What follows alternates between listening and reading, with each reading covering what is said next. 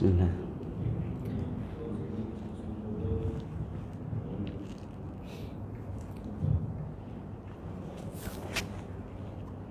Kita mulai, Pak.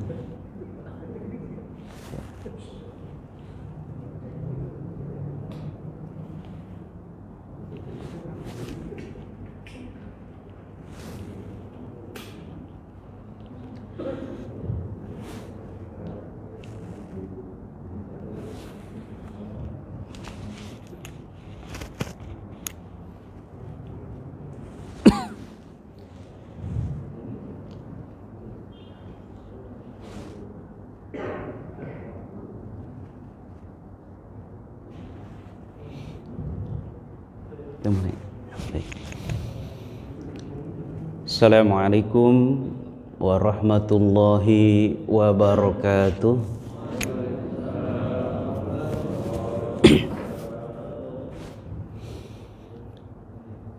Alhamdulillahilladzi la ilaha illa huwa alimul ghaibi wasyahadah, huwar rahmanur rahim.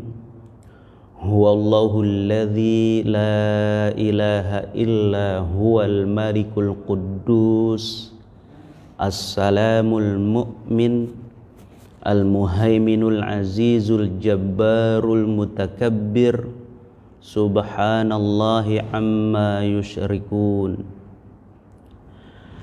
Ashhadu an la ilaha illallah wahdahu la syarika lah, wa ashhadu anna Muhammadan abduhu wa rasuluh. Allahumma salli wa sallim ala nabiyyina Muhammadin wa ala alihi wa ashabihi ajma'in, amma ba'du. Rabbana zidna ilma warzuqna fahma. Allahumma nawwir qulubana binuri hidayatika kama nawwartal ardu binuri syamsika abadan abada ya arhamar rahimin.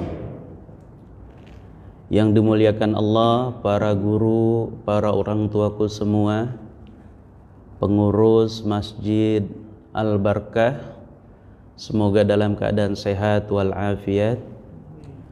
Para ustadz, para kiai, para hujjaj semuanya yang hadir di sini, semoga Allah senantiasa memberikan kesehatan.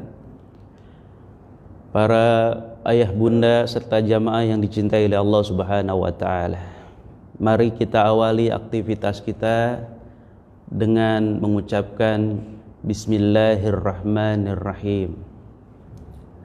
Para jamaah yang dimuliakan oleh Allah Subhanahu wa taala, di kesempatan ini mohon izin kita melanjutkan ta'lim kita terkait materi kita, yakni yang belum tuntas. Ini udah berapa tahun kita bahas ini ya. Tapi alhamdulillah Allah masih berikan kesempatan kepada kita semua. Sebelum kita mulai ada syair itu udah dari 2017 kalau nggak salah syair itu. Mari kita baca. Hasbi Rabbi Jallallah ma fi qalbi illallah alal hadi sallallahu la ilaha illallah. Hasbi Rabbi Jallallah ma fi qalbi illallah alal hadi sallallahu la ilaha illallah. Sekali lagi, Hasbi Rabbi Jallallah, ma fi qalbi illallah, alal hadi sallallahu, la ilaha illallah. Para jamaah yang dicintai oleh Allah Subhanahu wa taala, semoga hati kita senantiasa kita isi dengan kemahasucian Allah, dengan kebesaran Allah, sehingga hati kita menjadi hati yang tenang, hati yang senantiasa dekat dengan Allah Subhanahu wa taala. Baik, di kesempatan ini izinkan saya belajar menyampaikan materi yang pada makom sabar. Wallahu yuhibbus sabirin. Allah Subhanahu wa taala mencintai orang-orang yang sabar.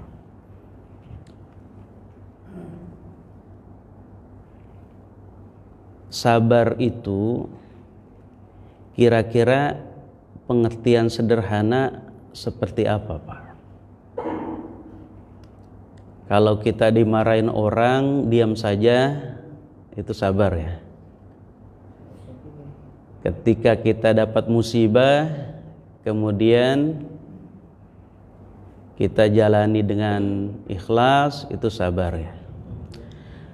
Paling tidak kita bisa pahami sabar itu saat ditimpa musibah, hati ikhlas, menerimanya tanpa ada sumpah serapah yang mengiringi. Jadi saat ditimpa musibah, hati ikhlas menerimanya tanpa ada sumpah serapah yang mengiringi. Hati tetap sejuk walau di bawah terik matahari dan di tengah hamparan gurun. Tenang dalam menyikapi ujian, aman dari bisikan-bisikan yang menyesatkan saat menjalani ujian tersebut. Ikhlas ketika ditimpa musibah.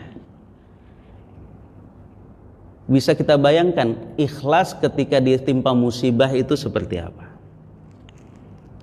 Kalau Rasulullah dilempari batu oleh penduduk Taif,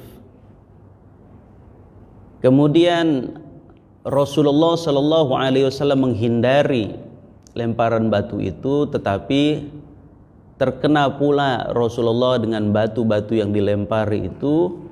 Kemudian Rasulullah Shallallahu Alaihi Wasallam berdarah dan menahan darahnya itu jangan sampai menetes ke tanah. Kalau sampai saja menetes, sudah siap malaikat azab untuk menimpakan gunung di atas penduduk Taif itu. Ketika ditawari agar penduduk Taif itu ditimpakan azab oleh malaikat, Rasulullah Shallallahu Alaihi Wasallam menjawab, sesungguhnya mereka belum mengetahui. Aku berharap generasi mereka nanti menjadi generasi yang beriman. Ketika Rasulullah Shallallahu Alaihi Wasallam disakiti, kira-kira itu sabar nggak betul?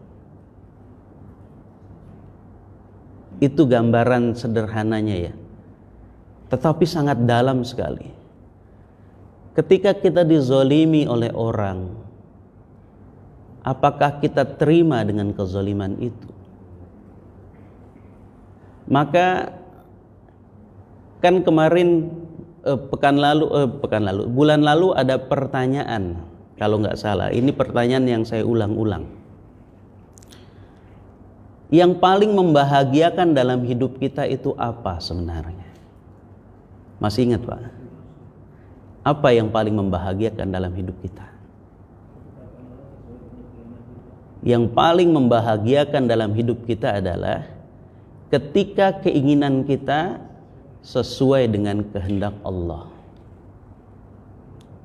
Ketika keinginan kita sesuai dengan kehendak Allah, bukankah itu sesuatu yang sangat membahagiakan? Bahkan kita wabil khususkan meminta kepada Allah Subhanahu wa Ta'ala karena keinginan kita yang besar terhadap sesuatu. Bahkan kita tambah dengan hajat, dengan sholat, dengan zikir, bahkan dengan baca Quran. Bahkan tujuan utama pun kadang lupa, disebabkan karena kita ingin menggapai keinginan itu. Apa tujuan utama kita sebenarnya dalam beribadah? Yakni menggapai ridha Allah Subhanahu wa Ta'ala. Namun kadang lupa kita dalam beribadah, orientasinya adalah terpenuhinya keinginan dan hajat kita.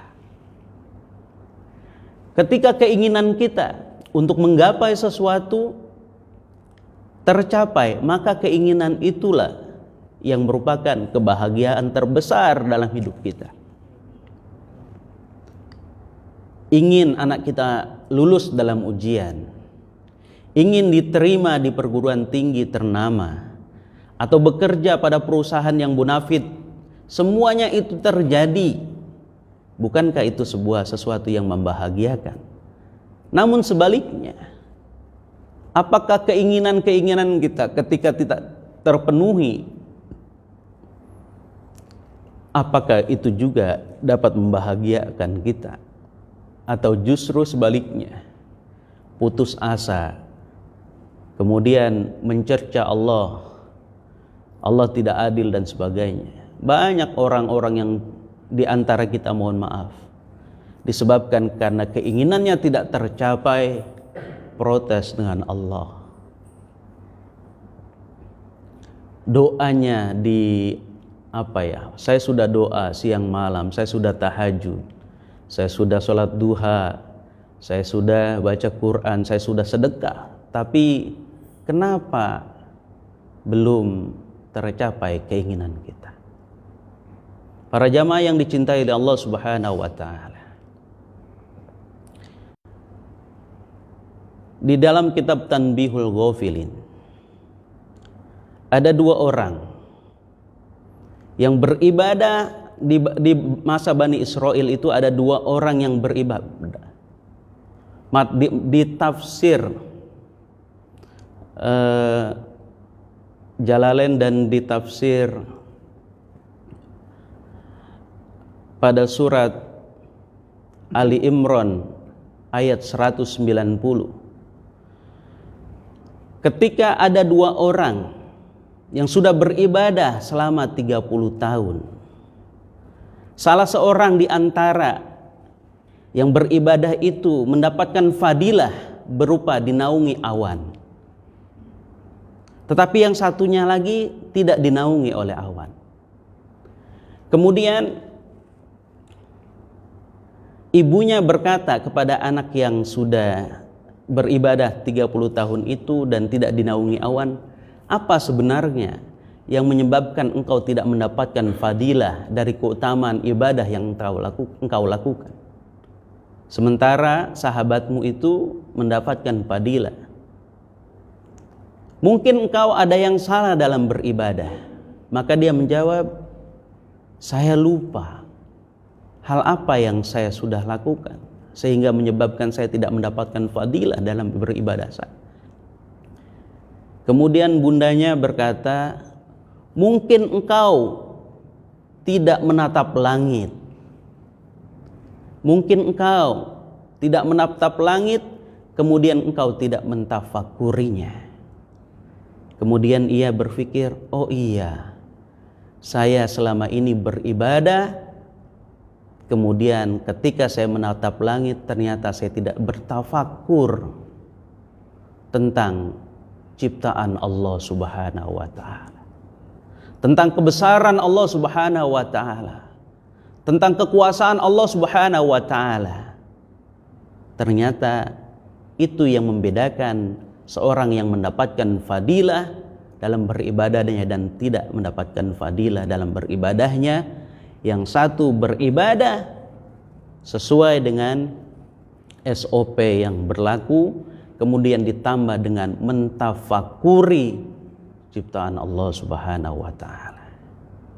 Sementara yang lain beribadah begitu saja tanpa menggunakan akalnya untuk membaca ayat-ayat Allah Subhanahu wa taala, baik yang tersurat maupun yang tersirat.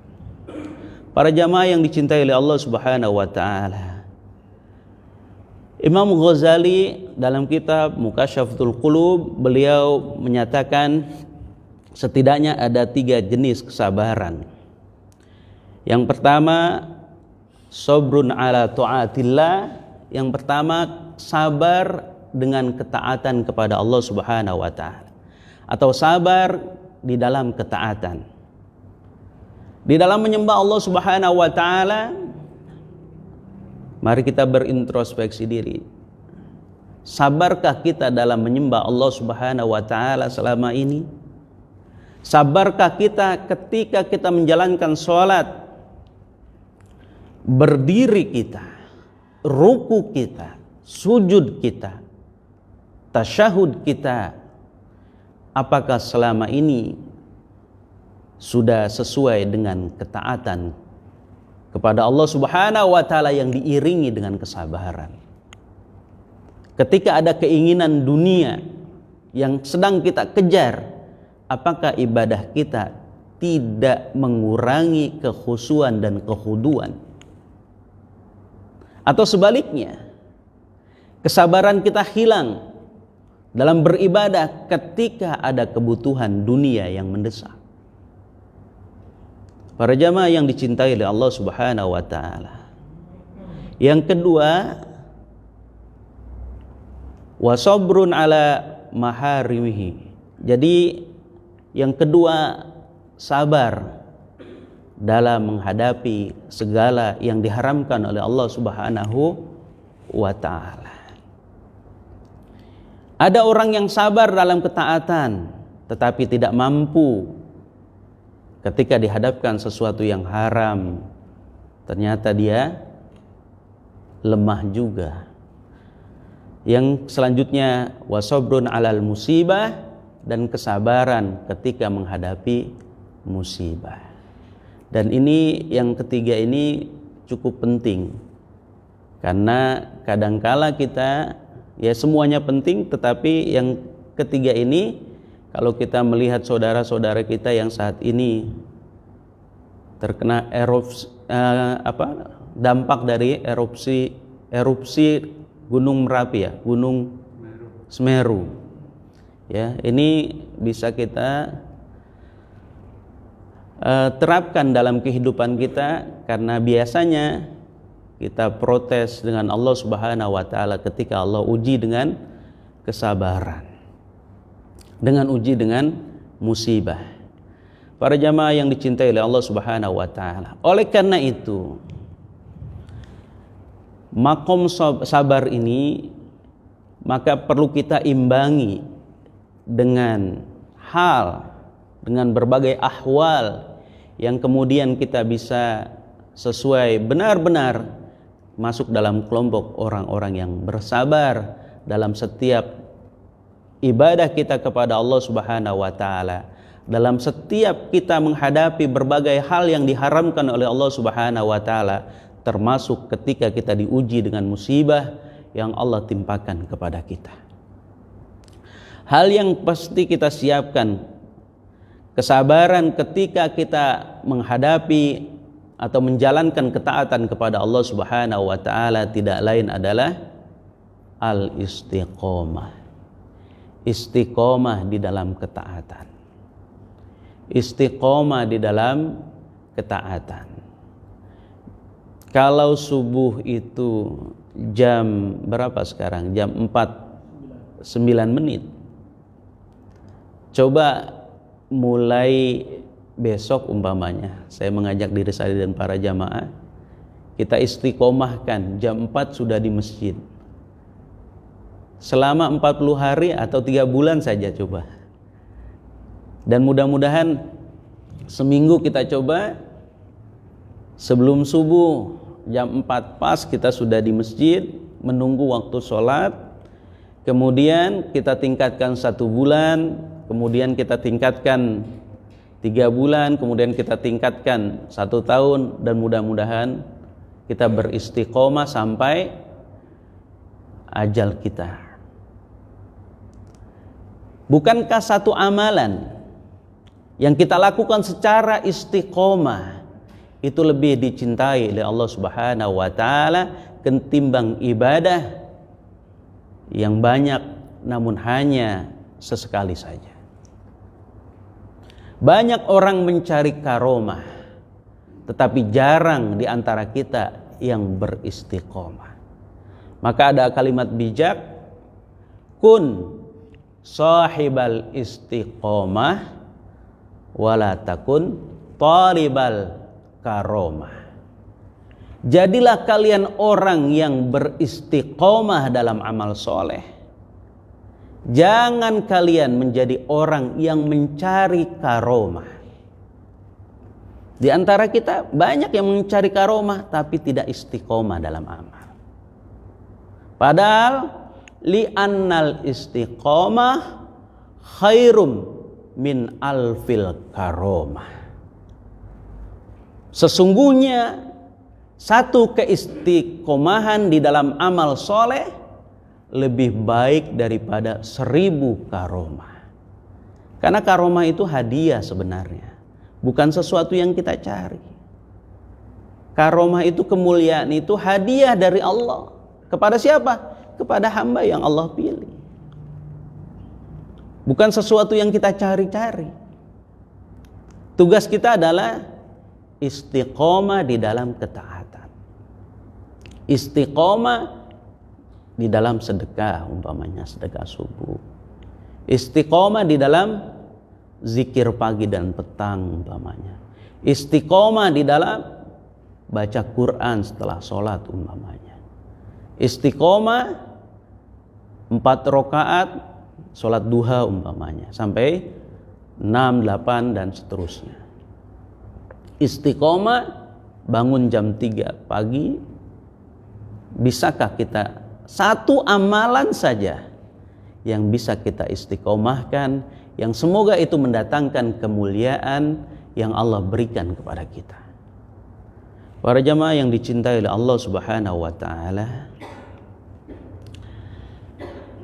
Ali bin Abi Thalib karramallahu wajhah setidaknya memberikan definisi tentang istiqomah. Istiqomah itu adalah tindakan melakukan suatu kewajiban. Jadi istiqomah respon kita ketika menghadapi kewajiban. Jadi ketika kewajiban itu datang kepada kita, bagaimana respon kita?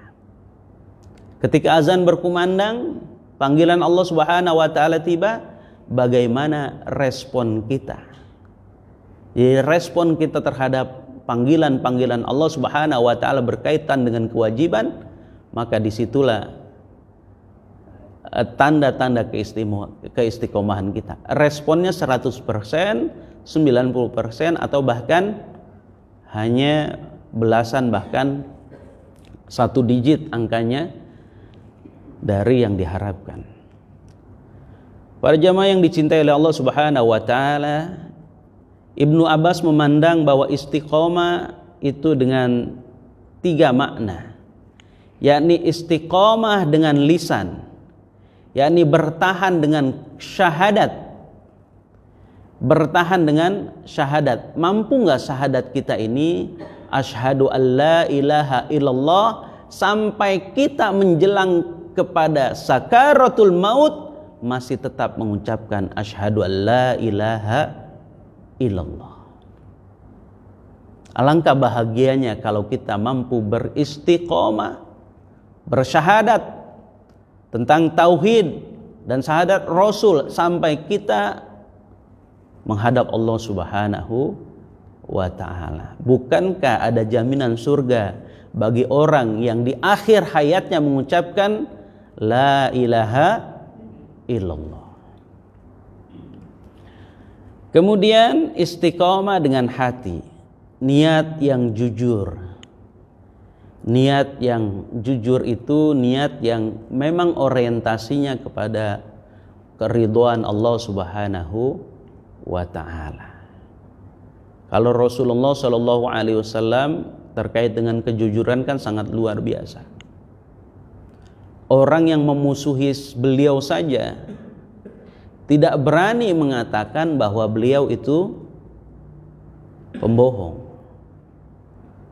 Di dalam riwayat Imam Bukhari, ketika Abu Sufyan bersama sahabat-sahabatnya belum masuk Islam dan beliau berniaga ke Syam, kemudian diundang oleh Kaisar Heraklius, kemudian di dalam satu jamuan, kemudian Kaisar Heraklius menyampaikan beberapa pertanyaan kepada Abu Sufyan sebagai kepala rombongan terkait dengan Muhammad sallallahu alaihi wasallam. Dari sekian banyak pertanyaan yang disampaikan, salah satunya adalah apakah Muhammad pernah berbohong? Maka Abu Sufyan yang saat itu belum masuk Islam dan masih menentang dakwah Rasulullah sallallahu alaihi wasallam menjawab, Muhammad tidak pernah berbohong. Setelah acara itu selesai, Abu Sufyan ditegur oleh teman-temannya. Wahai Abu Sufyan, kenapa engkau tidak katakan bahwa Muhammad itu adalah seorang pembohong? Maka apa jawaban Abu Sufyan? Kalau aku katakan Muhammad sebagai seorang pembohong, tentunya kalianlah dan orang-orang yang kemudian menuduhku sebagai pembohong. Rasulullah dimusuhi oleh orang-orang yang belum beriman. Tetapi dalam urusan amanah, mereka tidak segan menitipkannya kepada Rasulullah Sallallahu Alaihi Wasallam. Kan aneh ya Pak? Ada nggak di antara kita benci terhadap seseorang, tetapi berani nitipin barang ke dia, nitipin amanah ke dia? Ada nggak di antara kita?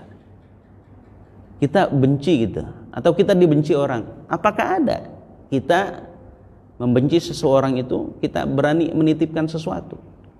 Enggak kan? Atau orang yang membenci kita, apakah dia mau menitipkan sesuatu kepada kita? Tetapi Rasulullah itu sangat aneh orang Quraisy itu. Orang-orang yang membenci Rasulullah Sallallahu Alaihi Wasallam itu aneh. Di satu sisi mereka menentang Rasulullah Sallallahu Alaihi Wasallam, tetapi dalam urusan amanah mereka tidak segan untuk menitipkannya kepada Rasulullah Sallallahu Alaihi Wasallam. Saking jujurnya Rasulullah Sallallahu Alaihi Wasallam, maka Rasulullah bergelar As-Siddiq, orang yang jujur dalam segala hal. Shadiq, orang yang jujur dalam satu hal.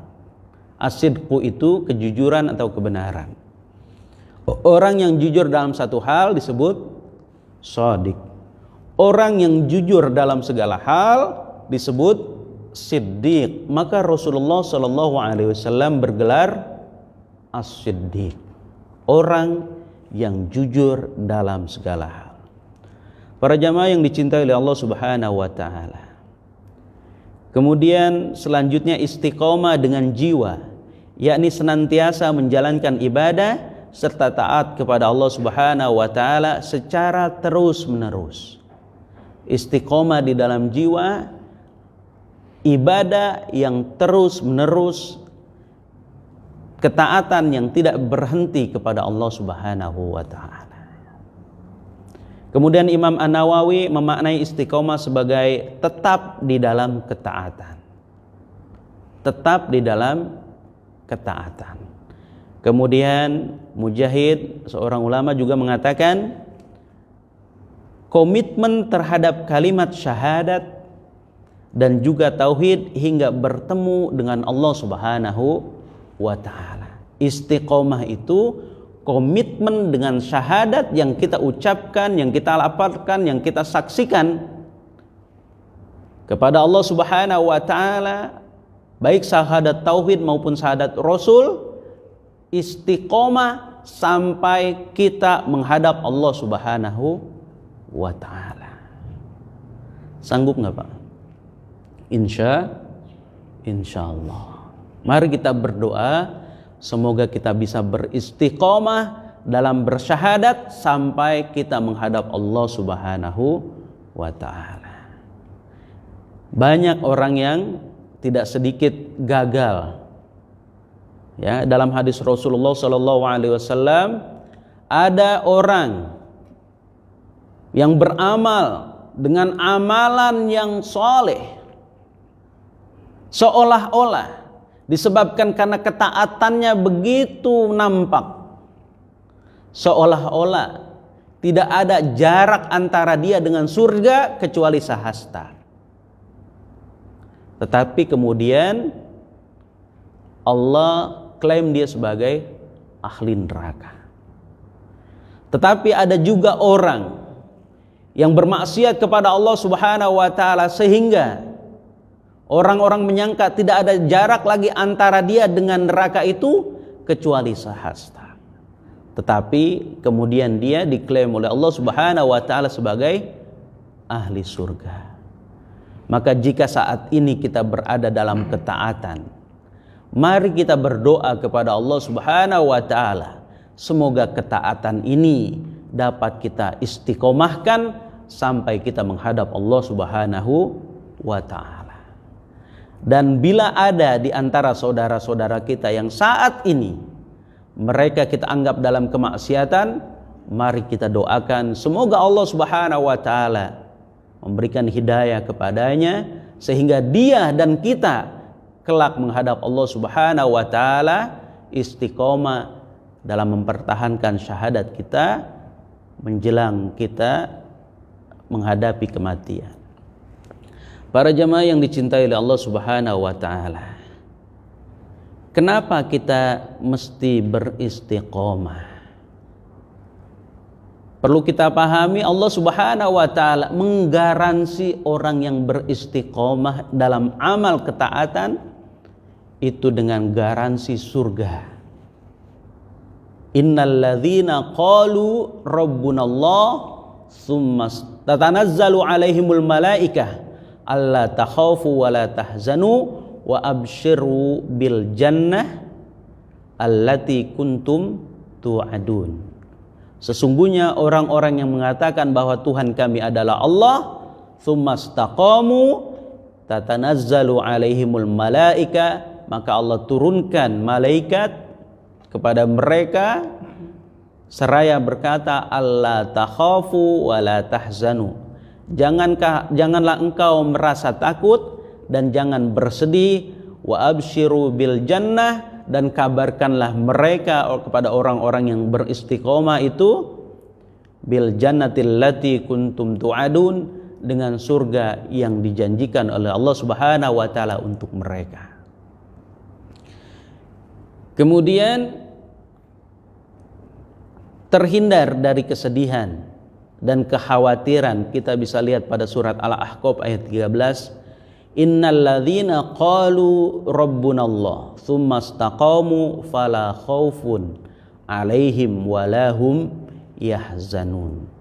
Sesungguhnya orang-orang yang mengatakan bahwa Tuhan kami adalah Allah kemudian beristiqomah, maka mereka tidak merasa takut dan mereka tidak bersedih. Kemudian amalan yang dicintai oleh Allah Subhanahu wa ta'ala. Dalam hadis Arba'in dari Abu Amr, ada yang menyebut pula ada Abu Amrah, ya, Sufyan bin Abdillah radhiyallahu anhu berkata,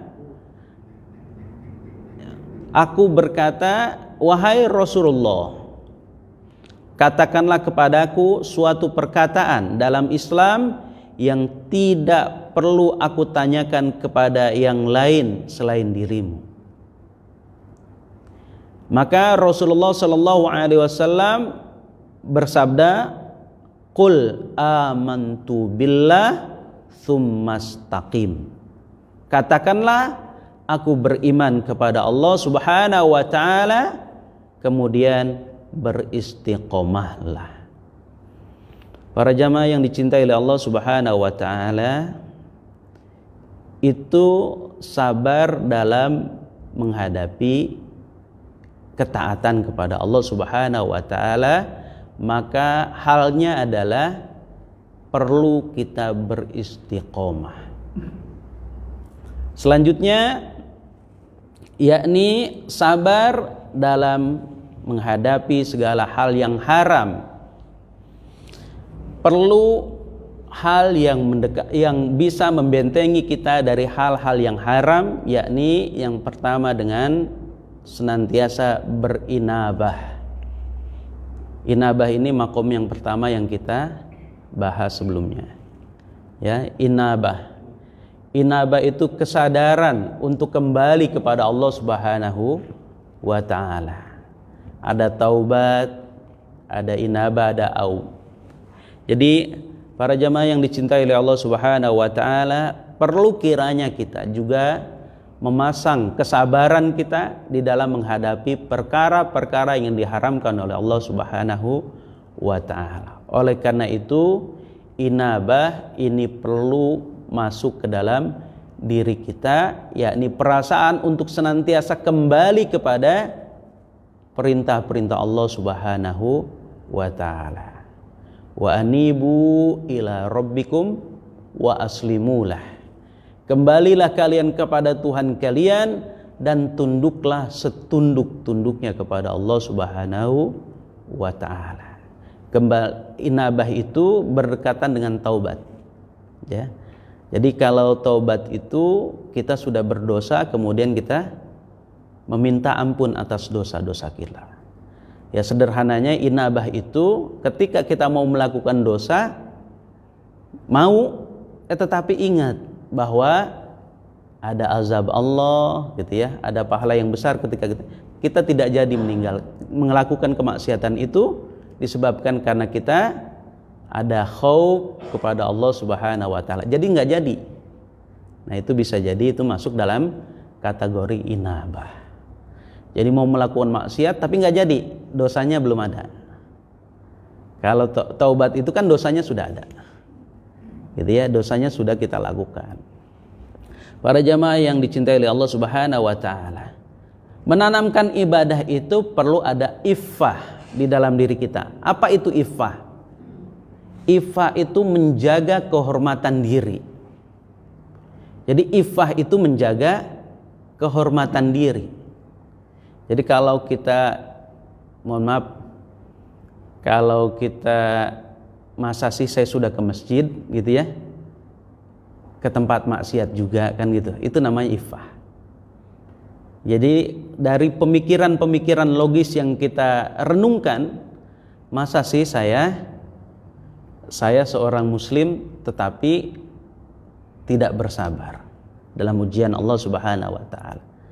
Masa sih saya seorang muslim tidak menutup aurat, gitu ya. Itu namanya iffah, menjaga kehormatan diri. Tidak menjerumuskan diri ini dalam kemaksiatan kepada Allah Subhanahu wa taala. Maka kalau kita istilahnya berani menceburkan diri ke dalam kemaksiatan, berani meninggalkan perintah-perintah Allah Subhanahu wa taala, itu namanya tidak iffah, tidak menjaga kehormatan diri kita, baik di hadapan Allah Subhanahu wa taala maupun di hadapan makhluk Allah Subhanahu wa taala. Maka perlu bertaqarrub kepada Allah Subhanahu wa taala dan perlu kita tanamkan rasa ma'iyatullah, kebersamaan kita bersama Allah Subhanahu wa taala. Sehingga ketika perasaan dekat dengan Allah Subhanahu wa taala, maka timbullah bahwa Allah Subhanahu wa taala memiliki sami, memiliki basir. Bahwa Allah Subhanahu wa taala Maha mendengar, Maha melihat terhadap apa yang kita lakukan ketika kita merasa dekat dengan Allah Subhanahu wa taala. Bukankah satu daun yang jatuh dari pohon itu juga tidak luput dari pengetahuan Allah Subhanahu wa taala? Satu daun yang jatuh dari pohon yang rindang, dari sekian banyak ribu bahkan miliaran daun yang ada, tidak luput dari pengetahuan Allah Subhanahu wa taala. Apalagi diri kita yang besar gitu ya, yang bisa dilihat secara fisik. Tidakkah kita senantiasa bertaqarrub kepada Allah Subhanahu wa taala, merasa dekat dengan Allah Subhanahu wa taala, merasa bersama Allah Subhanahu wa taala, baik dalam keadaan senang maupun dalam keadaan susah. Dalam keadaan senang, apa yang kita pasang dalam keadaan senang? Asyukru, rasa syukur. Apa itu rasa syukur? Saya sudah sampaikan, syukur itu adalah ma'rifatun ni'mah minal mun'im. Bersyukur itu adalah memahami betul bahwa segala apa yang kita miliki adalah minal mun'im, dari yang maha memberikan nikmat. Imam Syibli mengatakan bersyukur itu adalah ru'yatul mun'im, la ru'yatun ni'mah. Bersyukur itu memandang yang memberikan, tidak memandang apa yang diberikan. Lebih dalam lagi Imam An-Nawawi mengatakan bersyukur itu adalah ala waridatil qulub.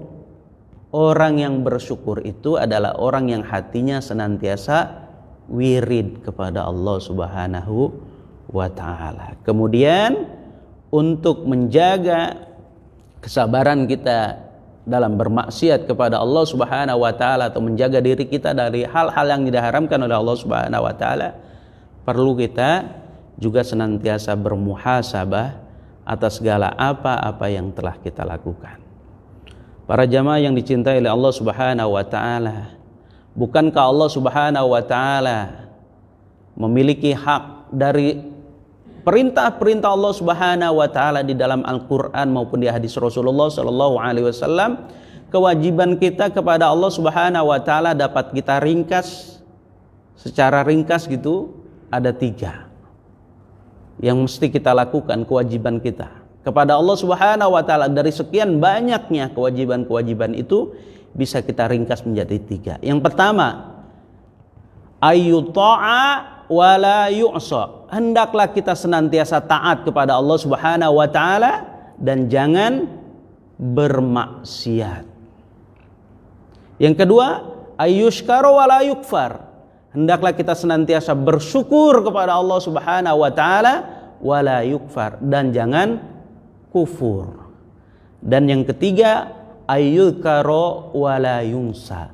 Hendaklah kita mengingat-ingat Allah Subhanahu wa taala wala yunsa, dan jangan melupakan Allah Subhanahu wa taala. Taat jangan maksiat, syukur jangan kufur, ingat dan jangan lupa. Dari sekian banyak perintah Allah ini bisa kita ringkas menjadi 3 itu. Taat, sejauh mana ketaatan kita kepada Allah selama ini. Syukur, sejauh mana rasa syukur kita kepada Allah Subhanahu wa taala atas segala nikmat-nikmatnya. Kemudian zikir, sejauh mana kita mengingat Allah Subhanahu wa taala selama ini.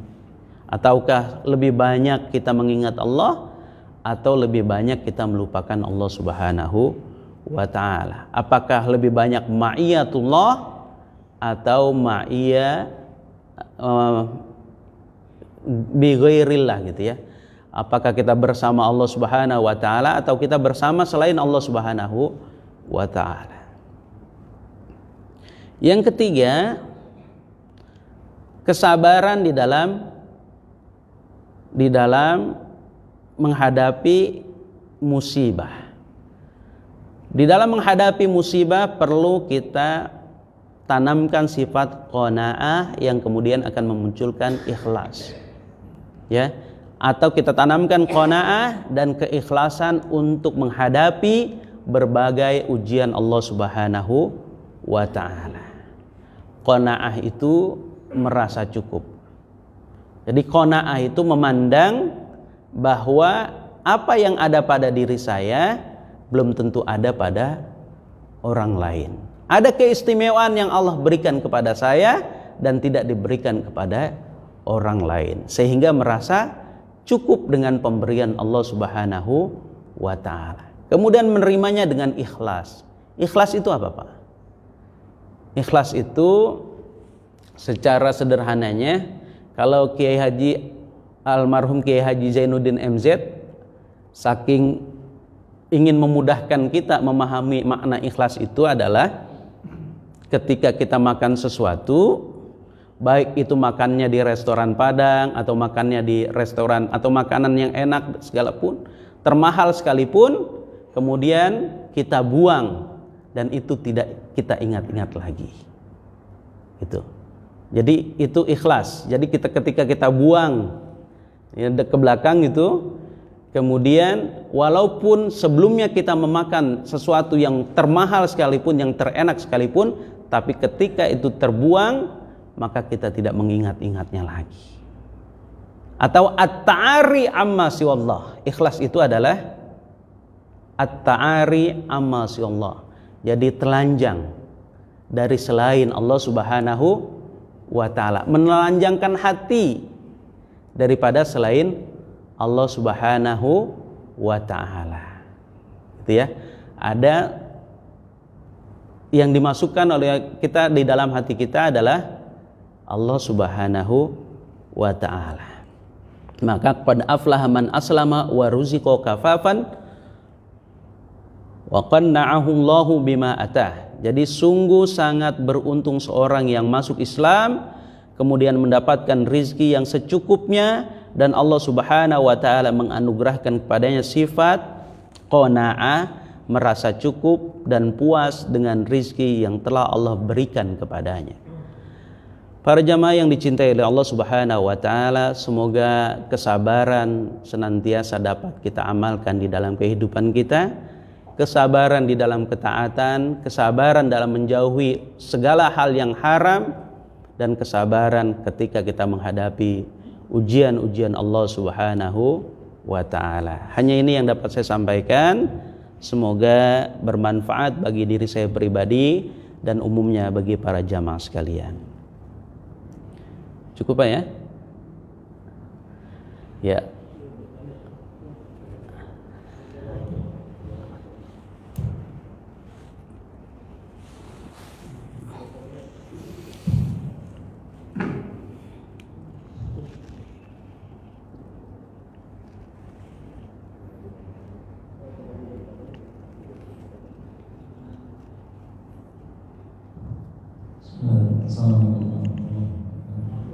Waalaikumsalam warahmatullahi wabarakatuh.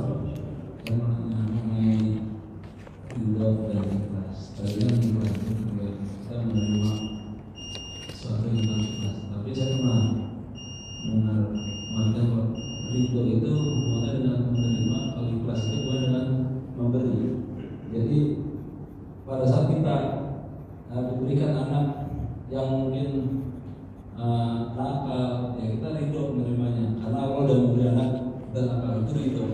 Pada saat kita sedekah itu kita ikhlas. Jadi ridho itu bangunnya dengan menerima, kalau ikhlas bangunnya dengan memberi. Ya. Tadi kan saya baca itu pada saat kita menerima cobaan kita harus ikhlas. Mohon penjelasannya apa makna ridho dan ikhlas. Assalamualaikum warahmatullahi wabarakatuh. Waalaikumsalam warahmatullahi wabarakatuh. Kita ibadah dengan ikhlas atau dengan ridho? Dengan ikhlas. Dari sini bisa kita pahami ya Pak. Kita ibadah itu mesti ikhlas apa mesti ridho? Ikhlas apa ridho Pak? Untuk menggapai apa? Ridho Allah. Gitu ya. Jadi dari situ bisa beda Pak ya. Kita ibadah dengan ikhlas untuk mendapatkan ridho Allah. Betul nggak? Atau gini? Atau saya jangan salah. Kita beribadah dengan ridho untuk mendapat ikhlas Allah. Salah betul gimana? Jadi ikhlas itu yang kita amalkan. Ridho itu penerimaan Allah. Kalau kita mengharapkan ridho Allah. Jadi kalau betul, kalau ridho itu penerimaan, kalau ikhlas itu perbuatan kita. Jadi kalau kita ingin mendapatkan ridho orang tua, bukan ikhlas orang tua. Orang tua ikhlas mendidik kita, gitu ya. Orang tua ikhlas mendidik kita untuk mendapatkan ridho Allah. Kita ikhlas berbakti kepada orang tua kita untuk mendapatkan ridho orang tua kan gitu ya. Jadi ridho itu sesuatu yang akan kita dapatkan, ikhlas itu sesuatu yang mesti kita bersihkan di dalam beramal. Kira-kira begitu Pak. Gitu. Jadi ikhlas itu yang kita kerjakan, ridho itu yang akan kita terima atau sesuatu yang akan diterima ya oleh Allah atau orang tua gitu. Atau orang lain lah. Kan kalau kita mohon maaf ada hak orang lain yang kita tersandung segala macam, kemudian kita bayarkan, kita tunaikan, kan kita minta ridhonya kan gitu ya. Ya, minta ridhonya dan sebagainya. Maka sahabat itu mendapat gelar radhiyallahu an karena diterima amalnya oleh Allah Subhanahu wa taala. Maka mendapat gelar radhiyallahu, mereka adalah orang-orang yang diridhoi oleh Allah Subhanahu wa taala.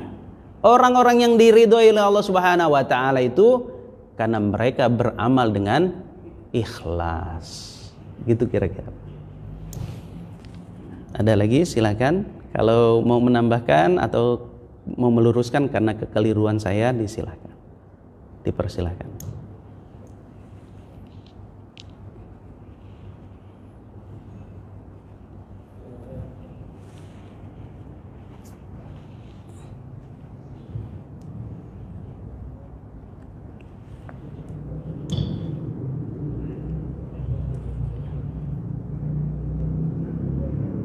Sudah ridho semua berarti.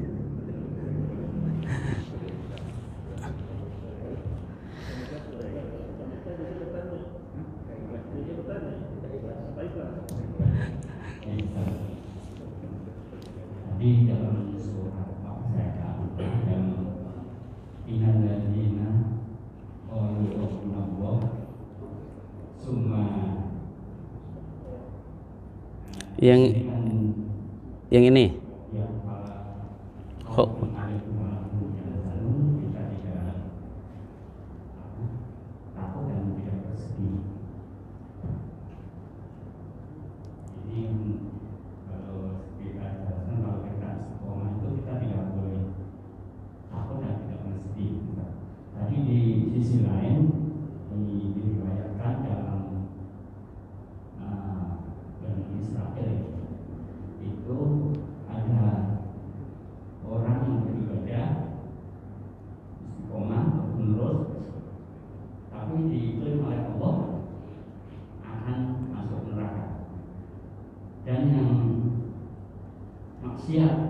terus-menerus dia akan diklaim masuk surga.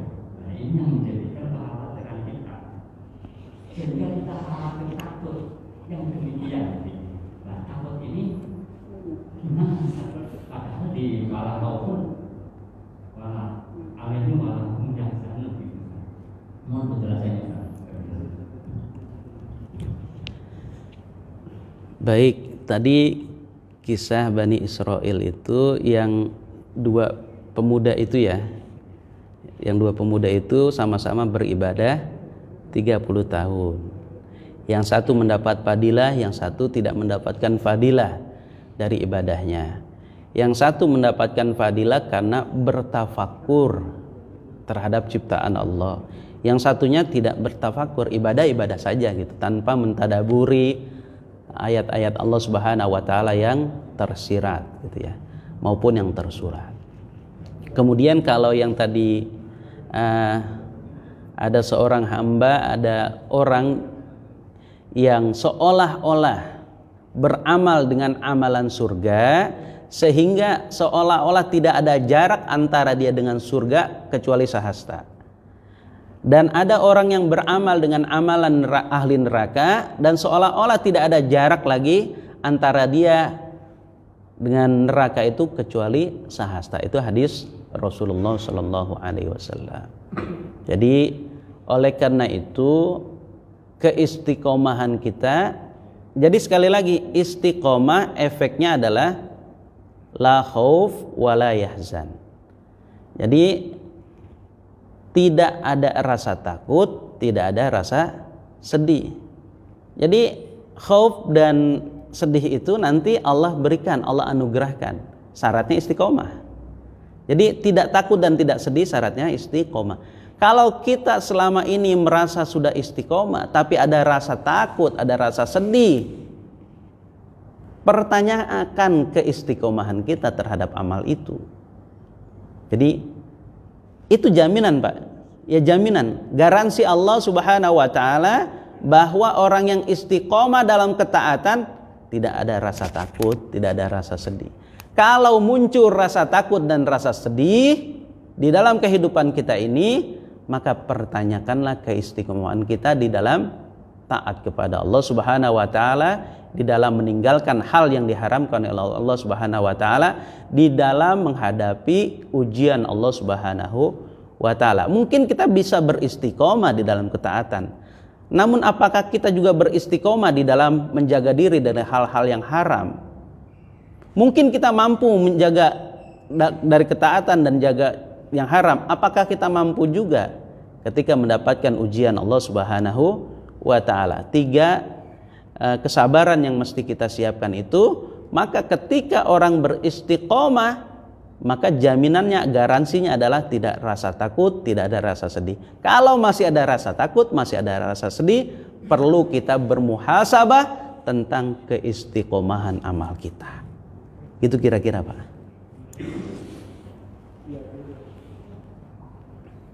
Pak Joko tuh mau tanya.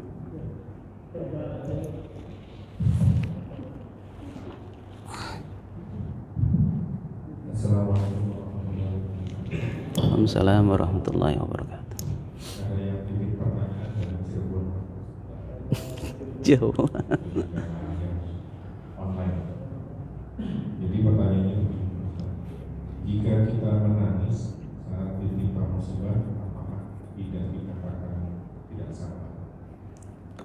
Jika Kita menangis ketika ditimpa musibah, bukan kita dikatakan orang yang tidak sabar, apakah kita dinyatakan orang yang tidak sabar? Waalaikumsalam warahmatullahi wabarakatuh. Itu pertanyaannya dari Kota Wali. Saya ngeri-ngeri sedap menjawabnya itu. Karena pertanyaannya dari Cirebon. Ya, dari kotanya Sunan Gunung Jati. Atau yang dari Cirebon mau jawab, Pak? Silakan. Ya. Jadi kalau kita itu dari kalau luka itu, Pak. ya. Yang itu dari Andre luka. Jadi apakah ketika kita mendapat musibah kemudian kita menangis, apakah kita tidak sabar? Belum tentu juga. Ya, belum tentu juga. Jadi kesedihan, kesabaran itu adalah kondisi hati. Ya, kondisi hati ketika sedih. Cuma kesedihan itu nanti bisa kita kontrol dengan taqarrub ilallah atau tidak. Kan gitu ya. Jadi kalau kita ketimpa musibah sedih, ya menangis-nangislah.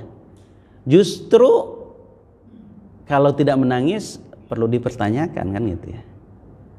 Ya, jadi orang yang lembut hatinya itu cirinya adalah mudah meneteskan air mata.